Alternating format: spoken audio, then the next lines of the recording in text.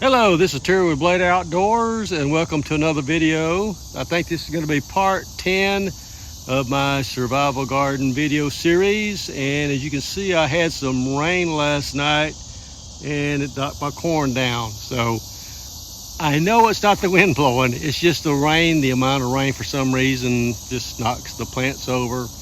And like I mentioned in an earlier video, next year I will mound both sides of the stalks up, probably maybe 12 inches, just to make sure that this doesn't happen anymore in future gardens. So let me prop this up, and I got a few more things I want to do in the garden today.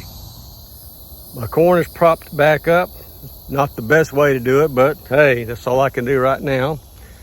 What I want to do is I'm just check the soil here just to see if it's too wet to plant my purple hull peas. The current purple hull peas, you know, they're getting ready. I mean, within a couple of days, probably Saturday, I will be picking those, and I'm going to plant purple hull seeds there for the fall. Back here, I'm still debating on my lettuce. I think I might just dig that up. I'm not going to get nothing much out of that. And also on my far bed in the back where the okra never came up, I'm going to plant some purple hull seeds, purple hull peas there too. So let me check the soil and see if it's too wet to plant.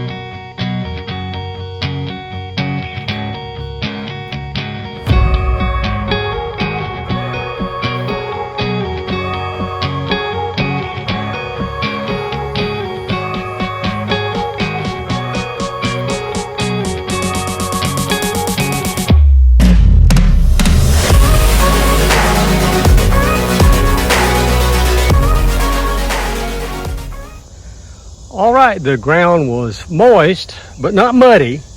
And I think it was just right to go ahead and plant those purple hull peas. So again, in this half a bed where I had some cabbage at, like 3 plants, it wasn't doing anything, I planted purple hull seeds here. I also went ahead and cultivated and weeded my bell pepper plants here. So they're looking okay. They're coming up okay. They're not blooming. Again, I planted those from seed.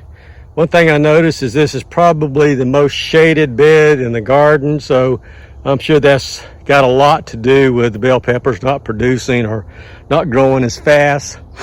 So I'll just keep my eye on those. The lettuce and spinach that was in this plot wasn't producing hardly anything, so I planted purple hull seeds there. Like I said, these purple hull peas are going to be coming off probably in a couple of days. I probably won't have them on this part video, but maybe the next part. The cucumbers and melons, they're looking poor, and I'm not quite sure. I may have to give them some more compost tea. These Roma tomatoes finally got some blooms. Gonna be some blooms, see right here, if you can see them. And I've got actual blooms, yeah, right over here. So they are blooming. Took long enough. Beefsteak are doing good. I planted purple hull peas here, 2 rows. And of course, the beefsteak here, tomatoes are looking pretty good also. Corn's been propped up. I still got a squash, if you can see in there.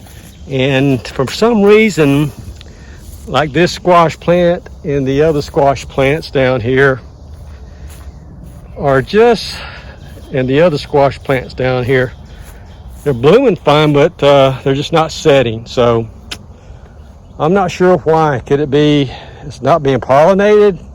High possibility. I don't really know. All right, I wanted to show you guys something. I planted some grapevines in the back of my garden. Here's the back of the garden here along this fence line years ago.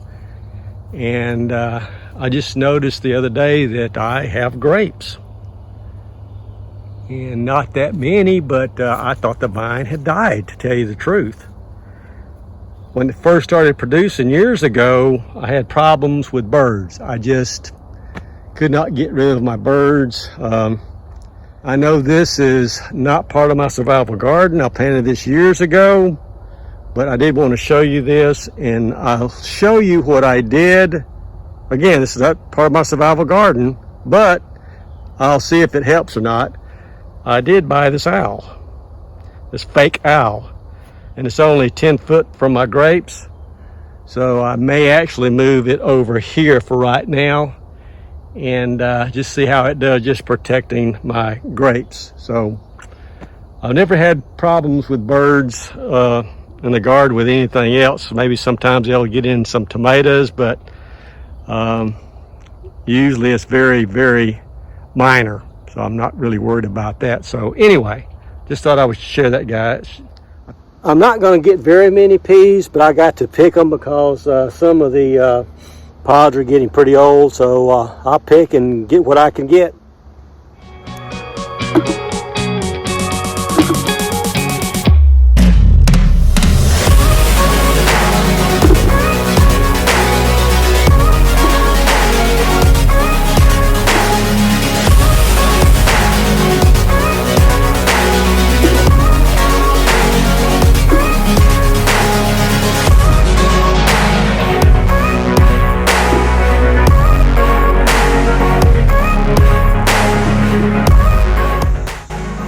Enough to cover the bottom of the bucket. There might be enough for dinner, but that's about it. And I've still got a lot of young beans out here, so we'll see. Well, what I've decided to do is go ahead and the volunteer squash. This plant looks great. It's right in the middle of the corn. The volunteer squash that's there.